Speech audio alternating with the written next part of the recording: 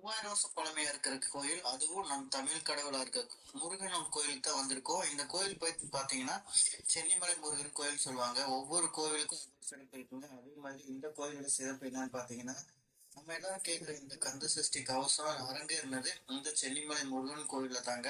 அதே மாதிரி இந்த கோவில்ல மட்டும்தாங்க நவக்கிரகங்கள்ல 8 மட்டும்தாங்க இருக்கும். ஏன்னா செவ்வாய் கிரகமா முருகனே இங்க காட்சி அளிக்கிறதுனால வர பக்தர்களுக்கு செவ்வாய் தோஷம் இருந்துச்சு அப்படின்னா நீக்கும் அப்படின்னு சொல்லி சொல்றாங்க. இந்த முருகன் கோயில் பாத்தீங்கன்னா மலைக்கு மேலதாங்க இருக்கு. இதுல படிக்கட்டு வழியாவும் போகலாம். அப்படி ஏன்னா கார் பைக்ல இருந்ததுன்னா அதுலயும் போகலாம். மேல வரைக்கும் ரோடு இருக்கு. படிக்கட்டுல போனீங்கன்னா 1320 படிக்கட்டு இருக்கும். சப்போஸ் நீங்க படிக்கட்டுலயே போக முடியல, இங்க கார் பைக் எதுவுமே இல்லைன்னா பஸ்லயும் போகலாம்.